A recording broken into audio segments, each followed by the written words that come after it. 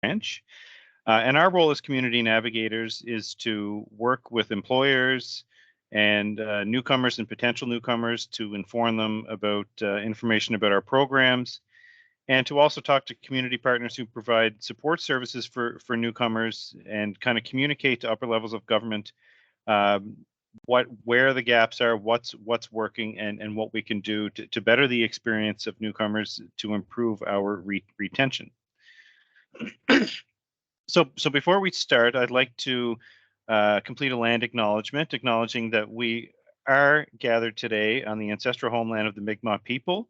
On Mi'kma'ki, as settlers, our relationship with the LNU is based on the peace and friendship treaties initially signed by the Mi'kmaq Nation and the Crown. We honor the responsibility as treaty people and commit to working in partnership with Mi'kmaq peoples and communities to foster a more equitable province. In Nova Scotia, we recognize that we are all treaty people. Excuse me. So first, I'd like to start. First, I'd like to start with basically the province's overarching goals in terms of population growth.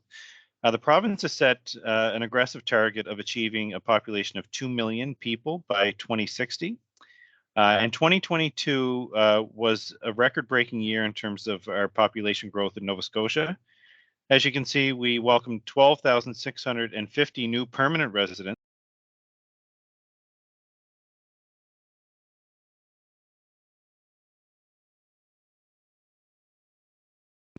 You mute your microphone. Okay, can you hear me now? Yep. Okay. Sorry about that. So we've welcomed about 26,000 people in 2022. This doesn't include Nova Scotians or newcomers who may have left the province in 2022. It takes a few years to get that data back in terms of overall retention, but this is where we stood last year. And just to give you a sense of how immigration breaks down across the province, as you can see, this is a table of total landings. A landing is when a person is granted permanent resident status, and this is essentially the number of landings by county, not the city of Halifax, but the county of Halifax. And as you can see, Halifax in 2022 had over 9,000 landings, where the second most the region with the second most landings was Cape Breton, which had 680 landings. So you can see there's quite a discrepancy in the number of landings in Halifax and the rest of the province. We're endeavoring now to increase our landings across the province, not just in the Halifax area. So myself and my team, that's what we're tasked with, is if you decide to settle in Colchester County or in Yarmouth County or in Richmond or Guysborough or anywhere else, we want to help provide supports to help you do that and direct you to the resources in those communities that can help you settle. So let's talk about our immigration programs. And I'm going to be very brief, and I'm speaking in a way that I understand that a lot of international students I've encountered here in Cape Breton know a lot about the immigration system and the immigration programs that we offer. But I'd like for you to pay close attention, because our programs are dynamic. They're always changing, especially the nominee programs and the requirements that you need to have in order to be eligible. So I'll just go over these very briefly. So there's two types of immigration programs, or two levels of government, the provincial government and the federal government, that are responsible for immigration. The federal government has three classes of immigrants: either the family class, that happens through a marriage or family sponsorship; the economic class, which is where the Nova Scotia government has economic programs; and humanitarian and protected persons class, which would be refugees, for example. So under the economic class, there are some federal programs that are economic work visas, such as the Economic Mobility Program. But in Nova Scotia, what the presentation is going to focus on today is the Nova Scotia Nominee Program and the Atlantic Immigration Program. And those are pillar programs that we use to identify candidates to the federal government that we think would be great and needed in our province. And those sponsorship certificates that we give them allow them to apply for permanent residency. So like I mentioned, the two pathways The Nova Scotia Nominee Program is a candidate-driven process, which means that it's yourself, the candidate, who would have to meet the eligibility requirements, have a participating employer that would want to be part of the process. And there's a few things that they would have to do in order to make you eligible for that process. First, your job offer has to be a full-time and a permanent offer. The company has to show that they've made active recruitment efforts to either hire a permanent resident or a Canadian. And they have to obtain what's called an employer registration certificate through the province, and this is mandatory before hiring somebody on a work permit. And this is done. It's basically a background check to make sure that the business is an actual real business, and they're not, and they don't have any outstanding pay issues or legal issues. Or I'm getting some feedback on. Everybody would please mute. And the Atlantic Immigration Program, which is an employer-led program where the employer has to apply for what's called a designation. They will fill out this application. We will assess them based on a few criteria that they've owned and operated the business in Nova Scotia for a minimum of 2 years. Once they get that designation, they're then able to endorse a position, which is similar to a nomination certificate, and then you're able to apply for PR. I'd ask if everyone could please mute. I'm getting some feedback on the mic, so if everyone could please make sure that they're muted. A big part of both the nominee pathway and the Atlantic immigration pathway are tier codes. And tier codes are basically a way to classify work positions, and this is done through the Government of Canada. They're called National Occupation Classification Codes. And as you can see, you have tier 0, which are your higher level management occupation jobs, senior and middle management occupations, all the way down to tier 5, which are jobs that require a little to no formal education. And they could be, like a janitor, construction helper, kitchen helpers, that type of work. All tier codes usually have 5 digits, and the second digit in the tier code identifies what tier that the job is in. So for example, a tier code that would be 62020, it would be a tier 2 job. And then you would know, based on our requirements through the nominee program or the Atlantic immigration program, you'll see that some, for example, the AIP tier 5 positions are not eligible.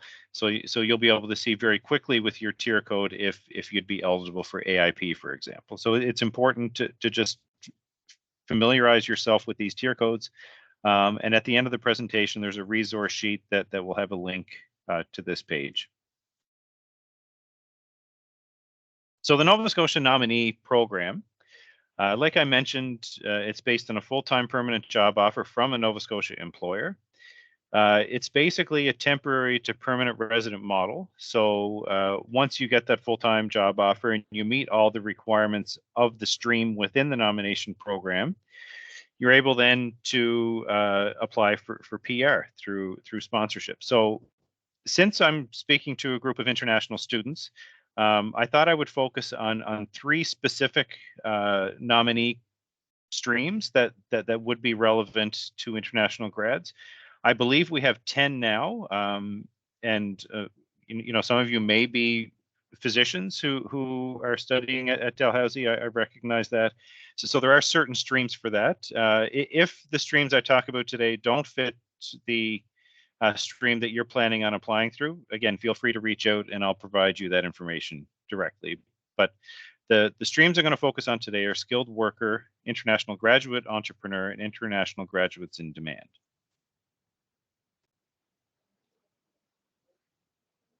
So the Nova Scotia nominee process, like I mentioned, it's a candidate-driven process.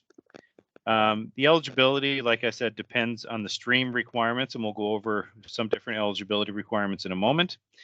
You have to make sure that you submit a complete application with all employer documents included. And if you're approved, you'll receive a nomination certificate, which will allow you then to take that nomination certificate and think apply for sorry, permanent residency with the federal said government. the one that I said. Can you please mute your microphone, please? Thank you.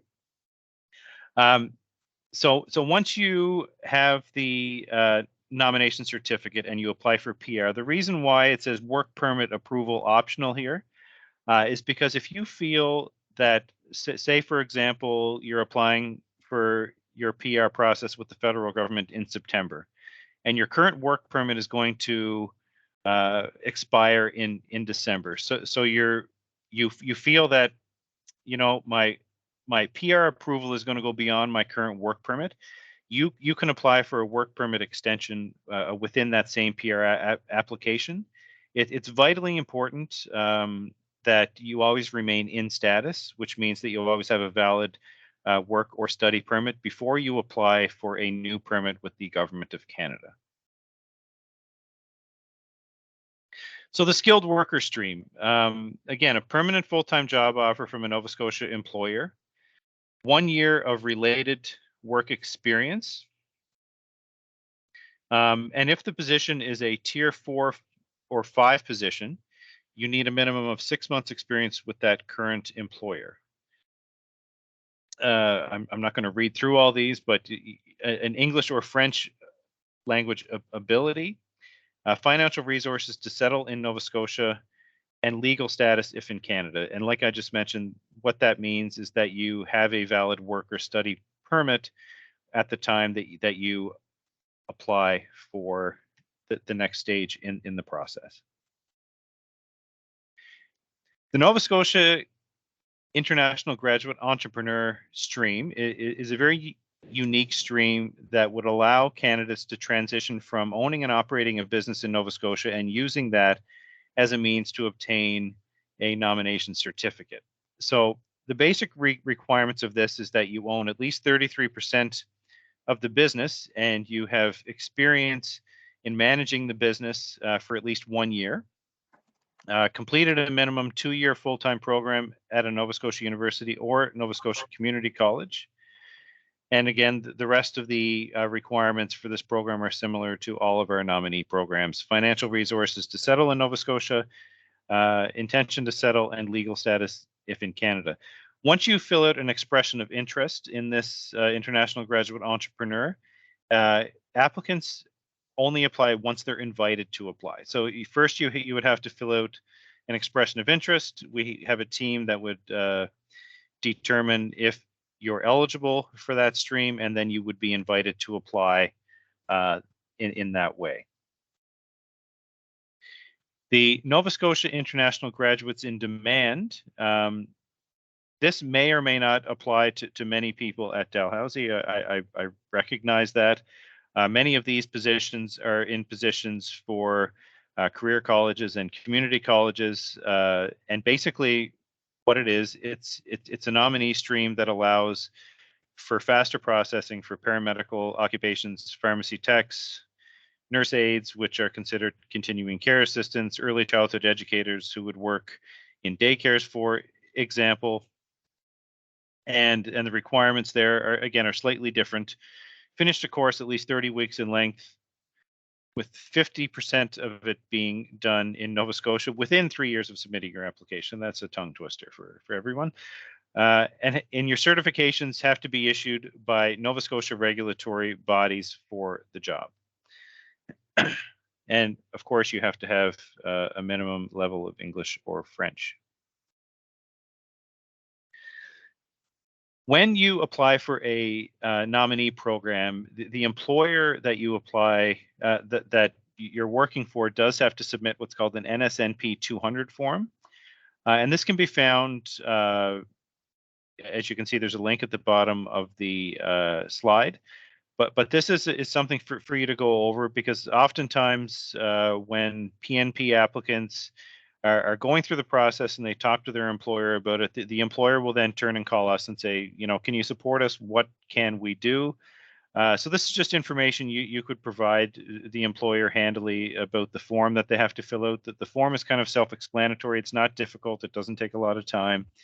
but it gathers the employee information necessary. And once you gather all this, it just makes the process more smooth in terms of obtaining your nomination certificate. Of course, it's your duty to provide accurate information at the time of any application. And this is what is to be included in the document: a signed copy of the accepted job offer, the conditions of employment, details of the position, and a copy of an ERC if required. I always wondered what that meant if required. But for example, I found recently we had a federal crown corporation that became AIP designated, and because they were a federal crown corporation, they did not need to provide an ERC. So I'm guessing that's what that means if required. But for the vast majority of employers, they will require an employment registration certificate.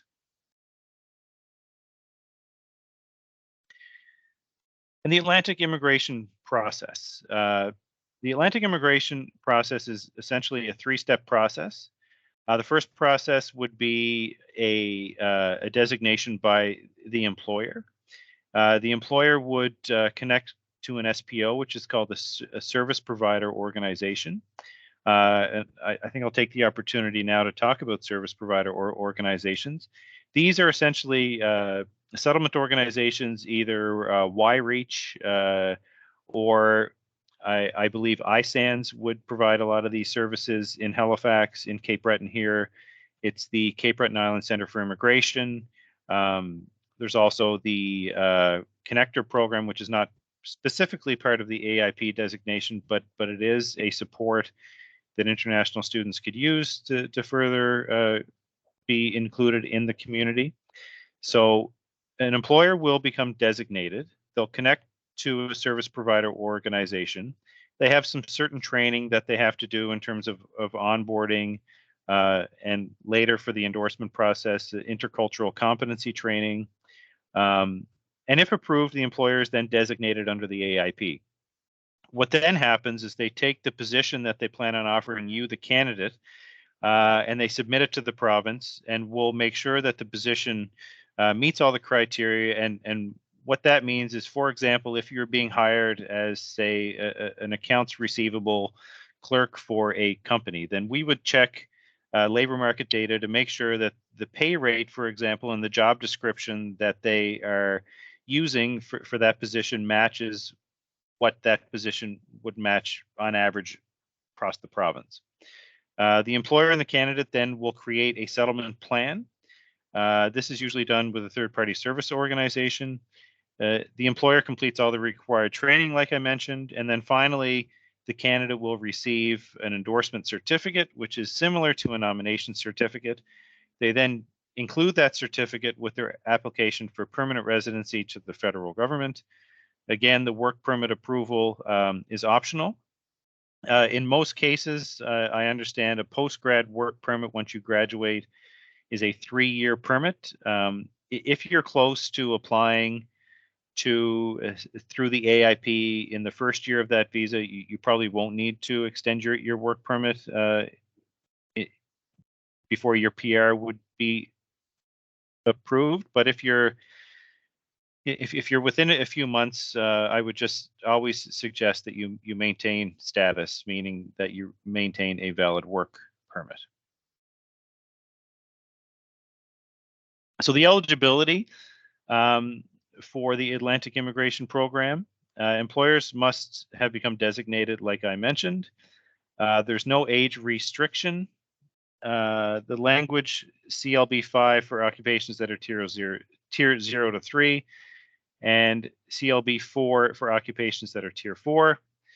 The education credential assessment, which is not necessary if you graduate from Dalhousie, and the 1-year work experience is not necessary if you have a university degree from a Canadian institution. Here's the resources that I mentioned that I'll send along.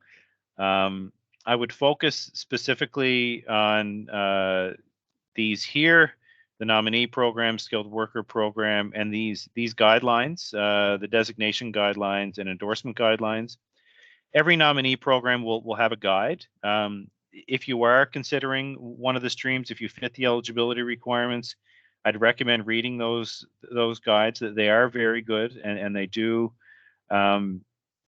They will make your questions much more pointed and much more valid once you go through, because then you'll really see what you need to provide. These are over here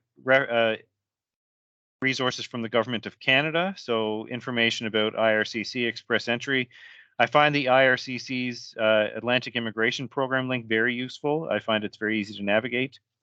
And for Nova Scotia labor standards, if you encounter an employer that you feel is not up to snuff, if they're not providing a good working environment, there's information here about information on foreign workers. Also, on licensed recruiters in Nova Scotia, if you're using an immigration consultant, for example, this is where you can go to make sure that they're licensed and legally able to provide that service in Nova Scotia. For example, myself, I work in immigration, but I am not a licensed recruiter or licensed consultant, meaning I can provide information on my programs, but I can't consult or advise you on what the best path would be in that sense.